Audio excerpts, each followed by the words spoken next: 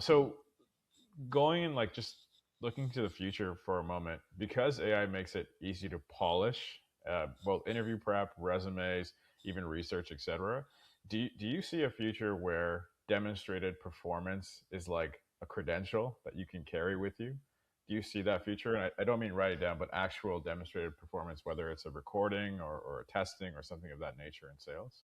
Yes, I definitely do. So there's a whole other part of Rep2X that like we're still trying to figure out how it plays in and where to put our focus on it.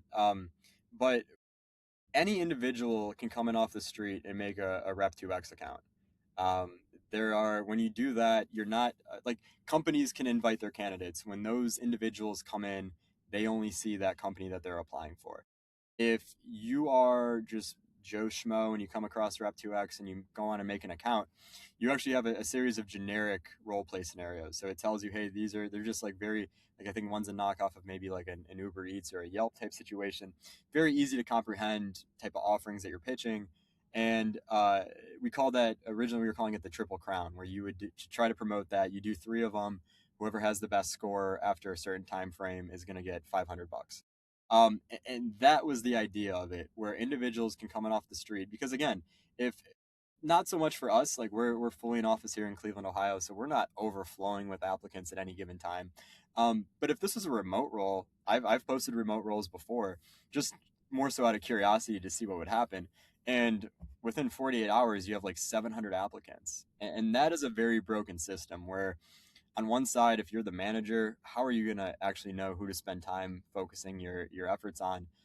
Because again, yes, you can keyword the optimize the hell out of your resume with AI or whatever else, but like, is that really helpful once everybody else does it?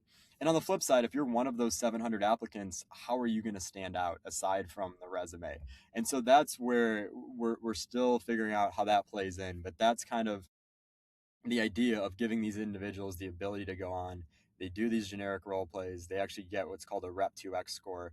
And then the cool thing is I mean, that was the plan, but they have a shareable page that they can then link back to their LinkedIn as their own type of credentialing, their own certification that they can say, hey, and people have been putting it on LinkedIn, of the 250 BDR candidates that have done the Rep2X challenge, I'm in the top 5%. And here's a link to my, almost like a digital baseball card. Right. So yes, I think as time goes on, because that's always been the thing that's so interesting about sales is that super quantifiable internally, right? Everybody has KPIs and goals and so quotas and so forth. None of that data ever comes external. You can put it in your resume, but there's no verification. Nobody's really, and also like if you're a company, you're not gonna share how great your best rep is because that's gonna make them very attractive to leave. Right. And so, same, I was compared to like LeBron James, right? If LeBron James came up there to Toronto and he wanted to go to the Raptors, they know his stats, and his stats are going to correlate to what they're going to pay him.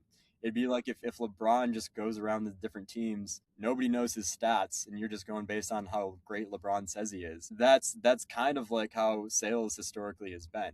And so that's where we're trying to build out that side of things too, where you can make it so on an apples to apples basis, you're giving some type of level of comparison of one over the other, whether it's for your internal candidates or if you're a candidate on the street looking to stand out for your next role.